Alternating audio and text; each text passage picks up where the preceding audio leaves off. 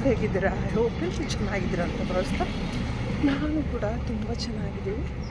ಬೆಳಗ್ಗೆಯಿಂದಲೇ ಬ್ಲಾಗ್ನ ಶುರು ಮಾಡ್ತಾ ಇರೋಂಥದ್ದು. ಇವತ್ತು ವಾಕಿಂಗ್ ಬರಲಿಲ್ಲ. ಇಲ್ಲಿ ಗಂಗಮ್ಮನ ಪೂಜೆ ನಡೀತಾ ಇತ್ತು. ಸೊ ಅದಕ್ಕೆ ಪೂಜೆ ನಡೀತಾ ಇರೋದ್ರಿಂದ ಸ್ನಾನ ಮಾಡಿಕೊಂಡು ಒಟ್ಟಿಗೆ ಎಲ್ಲರೂ ಬಂದಿರೋ ಅಂಥದ್ದು. ಬ್ಯಾಕ್ ಟು ಮೈ ಚಾನಲ್ ನೇರ ವ್ಲಾಗ್ಸ್. ಇನ್ನು ಯಾರೆಲ್ಲ ನಮ್ಮ ಚಾನಲ್ನ ಸಬ್ಸ್ಕ್ರೈಬ್ ಮಾಡ್ಕೊಂಡಿಲ್ಲ ದಯವಿಟ್ಟು ಸಬ್ಸ್ಕ್ರೈಬ್ ಮಾಡಿಕೊಂಡು ನೋಡಿ. ಇವಾಗ ಟೈಮಲ್ಲಿ 6:30 ಆಗಿದೆ. ಹೇಳಿದ್ರಲ್ಲ ಇವತ್ತು ವಾಕ್ ಬರಲಿಲ್ಲ, ಪೂಜೆ ಇರೋದ್ರಿಂದ ರೆಡಿಯಾಗಿ ಬಂದುಬಿಟ್ರು ಅಂಥದ್ದು.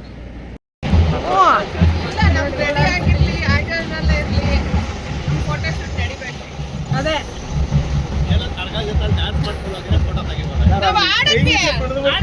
ನಾವು ಅದು ಮಾಡ್ತೀವಿ.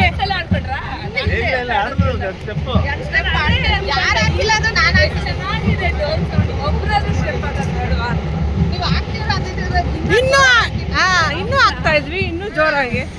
ಬಟ್ ಯಾರೇ ಮಂಜುನು ಅನಿತಾ ಇಬ್ರು ನಾವು ಬಾರ ಆಡ. ಹೌದಾ? ಅಯ್ಯೋ ಈಗಲೂ ಸೌಂಡ್ ಇಲ್ಲಿ ಗಂಟೆ ಕೇಳ್ತಾ ದೇವ್ರಿಗೆ ಎಲ್ಲಿದ್ರು ಕಾಣುತ್ತೆ ಅಲ್ವಾ ಮಂಜು? ಮನುಷ್ಯ ಕಾಣೋದು ಬೇರೆ ತರ ಆಗೋಗುತ್ತಲ್ಲ.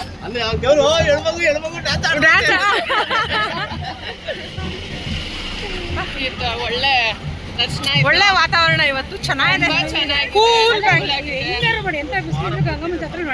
ಬಂದೇ ಬರುತ್ತೆ ಕರ್ಗ. ಆಮೇಲೆ ಬೆಂಗಳೂರು ಕರ್ಗ ಆ ಟೈಮಲ್ಲಿ ಬೆಂಗಳೂರು ಕರ್ಗನೇ ಮಳೆ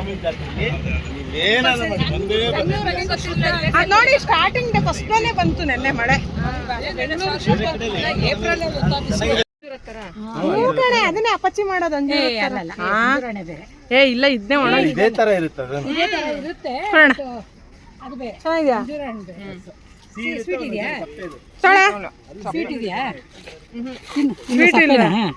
ಹಂಗೆ ತಿನ್ನೋಣವಾ?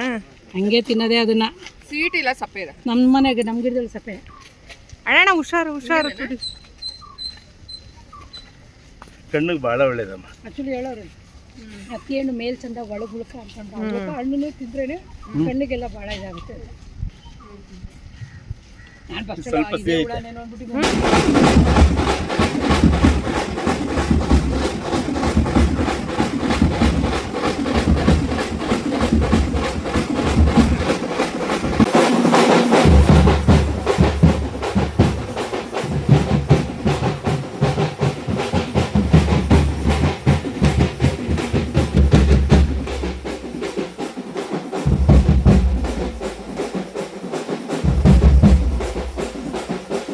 ನಮ್ಮ ಮಲ್ಲೇಶ್ವರಮಲ್ಲಿ ಗಂಗಮ್ಮ ಜಾತ್ರೆ ನಡೆಯೋದ್ರಿಂದ ಈ ಥರ ಫಸ್ಟು ದೇವ್ರನ್ನ ತೊಗೊಂಡೋಗೋಂಥದ್ದು ಸ್ಯಾಂಗಿ ಕರೆಯಲ್ಲಿ ಪೂಜೆ ಮಾಡಿಸಿ ದೇವಿಗೆ ಸೀರೆ ಉಡಿಸಿ ಅಲಂಕಾರ ಮಾಡಿ ಫಸ್ಟು ತೊಗೊಂಡು ಇಲ್ಲಿಂದ ಮೆರವಣಿಗೆ ಹೋಗಿ ಅಲ್ಲಿ ಒಂದು ಏರಿಯಾ ಇದೆ ಗಂಗಮ್ಮ ಕೂರಿಸೋ ಅಂಥದ್ದು. ಪ್ರತಿ ವರ್ಷ ಅಲ್ಲೇ ಕೂರಿಸ್ತಾರೆ ವಯಾಲಿ ಕಾವಲಲ್ಲಿ. ಅಲ್ಲಿ ಇಲ್ಲಿಂದ ಕಳಸ ಎಲ್ಲ ತೊಗೊಂಡೋಗಿ ಅಲ್ಲಿ ದೇವಿನ ಪ್ರತಿಷ್ಠಾಪನೆ ಮಾಡೋ ಅಂಥದ್ದು. ನಾನು ಮುಂದಿನ ವೀಡಿಯೋಗಳಲ್ಲಿ ನಿಮಗೆ ಅದನ್ನು ತೋರಿಸ್ತೀನಿ, ಯಾವ ಥರ ಮಾಡಿದರು ಹೇಗೆ ಏನು ಅನ್ನೋದನ್ನು ನೀವಿಲ್ಲಿ ನೋಡ್ತಾ ಇರ್ಬೋದು. ಇವರೆಲ್ಲ ಬೆಳಗ್ಗೆಯಿಂದನೇ ಅಂದರೆ ಒದ್ದೆ ಬಟ್ಟೆ ಈ ಥರ ಅರ್ಶಿಣದ ಬಟ್ಟೆ ಹಾಕ್ಕೊಂಡು ಕಳಶ, ನಮ್ಮ ಕಡೆ ಕೇಲ್ ತರೋದು ಅಂತ ಹೇಳ್ತೀವಿ ಇಂಥದನ್ನು. ಇಲ್ಲಿ ಬೆಂಗಳೂರು ಕಡೆ ಏನು ಹೇಳ್ತಾರೋ ನಮಗಂತೂ ಗೊತ್ತಿಲ್ಲ. ಹಿಂಗೆ ದೇವಿ ಹೋಗೋ ಅಂಥದ್ದು. ಇದು ಆ ದೇವಿ ಕೂರಿಸಿರೋ ಜಾಗ, ಹಿಂದಿನ ರೋಡು. ಇಲ್ಲಿ ಅನ್ನದಾನ ನಡೀತಾ ಇರುತ್ತೆ. ಬೆಳಗ್ಗೆ 10:30ಗೆ ಶುರುವಾದರೆ ಇವರು ಆಂಟಿ ನಮಗೆ ಕುಮಾರಿ ಆಂಟಿ ಅಂತ, ಇವರು ನಮಗೆ ಸ್ಯಾಂಕಿನಲ್ಲಿ ಫ್ರೆಂಡ್ ಆಗಿರೋ ಅಂಥದ್ದು. ನಮಗೆ ಯಾವುದೇ ಏಜ್ ಲಿಮಿಟ್ ಇಲ್ಲ ಫ್ರೆಂಡ್ಶಿಪ್ಪಲ್ಲಿ. ಅವರು ನಮ್ಮ ಮನೆಗೆ ಬನ್ನಿ ಅಮ್ಮ ಅಂತ ಕರೆದಿದ್ರು. ಮಂಗಳವಾರ ಫಸ್ಟು ವೆಜ್ ಅಂತೆ, ಬುಧವಾರ ನಾನ್ ವೆಜ್ ಅಂತೆ. ಎರಡೂ ದಿನ ಇನ್ವೈಟ್ ಮಾಡಿ ಅಷ್ಟು ವಯಸ್ಸಾಗಿದೆ ಅಂತ ನಾವು ಅಂದ್ಕೋಬೇಕಷ್ಟೇ. ಅವರಂತೂ ಯಂಗ್ ಸ್ಟಾರ್ ಥರ ಚಟಪಟ ಅಂತ ಮಾತಾಡಿಕೊಂಡು ಮನೆಯೆಲ್ಲ ಓಡಾಡಿಕೊಂಡು ಕೆಲಸ ಮಾಡಿಕೊಂಡು ಈ ವಯಸ್ಸಲ್ಲೂ ಅಷ್ಟು ಜನಕ್ಕೆ ಊಟ ಹಾಕೋಂಥದ್ದು. ಮೇಲೆ ಮನೆಗೆ ಹೋಗೋಣ. ನಾನು ಮಾತಾಡ್ಸ್ಕೊಂಡು ಹೋಗ್ಬಿಡೋಣ ಅಂತ ಬಂದೆ. ಹೋಗು ಹಾ, ಓಕೆ. ತಿನ್ಕೊಂಡು ಅಯ್ಯ ತಿಂದೆ ಆಂಟಿ. ಎಲ್ಲಿ ಇಲ್ಲಿ ಕೆಳಗಡೆ ತಿನ್ಬಿಟ್ಟೆ, ಹೊಟ್ಟೆ ಎಷ್ಟುತ್ತಾಯ್ತು. ಸ್ವಲ್ಪ ತಿನ್ಬಿಟ್ಟು ನಿಮ್ಮ ಮನೆ ಹುಡ್ಕೋದು ಕಷ್ಟ. ಯಾಕೆ ಇದು ಹಾಕಿದ್ನ ನಾನು ಲೊಕೇಶನ್ ಹಾಕಿದ್ರ? ನಾನು ನೋಡಿಲ್ಲ. ನಮ್ಮ ಅಮ್ಮನ ಕೈಲಿ ಹಾಕಿಸ್ದೆ. ಹೌದಾ? ಸರಿ, ಆಮೇಲೆ ಒಬ್ರೊಬ್ರು ಅರ್ಥ ಆಗುತ್ತೆ ಅಂದ್ರೆ ನಾನು ಹಾಕಿಸ್ದೆ.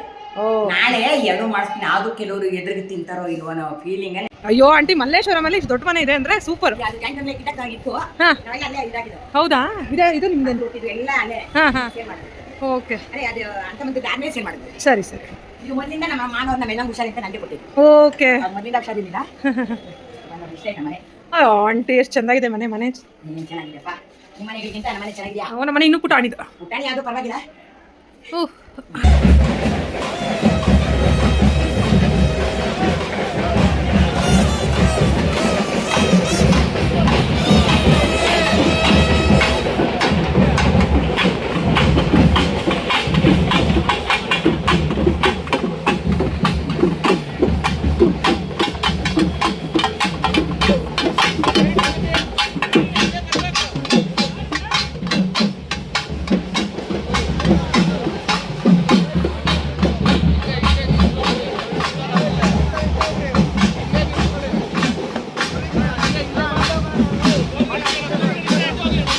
ಇಲ್ಲಿಂದ ನೋಡಿ ಆ ದೇವಿಗೆ ಅಲಂಕಾರ ಮಾಡಿ ಮಲ್ಲಿಗೆ ಹೂದು ನೋಡಿ, ಅಲ್ಲಿ ನೋಡ್ತಾ ಇರ್ಬೋದು ನೀವು. ಆ ಕರ್ಗದು ಅದನ್ನು ಕೈಯಲ್ಲಿ ಮುಟ್ಟಂಗಿಲ್ಲ, ಹಾಗೆ ಎತ್ತಿಸ್ಕೊಂಡಲ್ಲಿ ಇಟ್ಕೊಂಡು ಬರೋಂಥದ್ದು. ಮಧ್ಯಾಹ್ನ ಎಲ್ಲ ಫುಲ್ಲು ಬೆಳಗಿನ ಸಂಜೆವರೆಗೂ ಅನ್ನದಾನ ನಡೀತಾನೆ ಇರುತ್ತೆ. ಫಸ್ಟು ದೇವಿ ಕೆರೆಯಿಂದ ಹೋಗಿ ಅಲ್ಲಿ ಪ್ರತಿಷ್ಠಾಪನೆ ಮಾಡಿ ಕೂರಿಸಿರ್ತಾರೆ. 3 ಡೇಸು ಹಾಲಿನ ಅಭಿಷೇಕ, ಏನೇನೋ ತುಂಬ ಪೂಜೆಗಳು ನಡೆಯೋಂಥದ್ದು 3 ದಿನವೂ.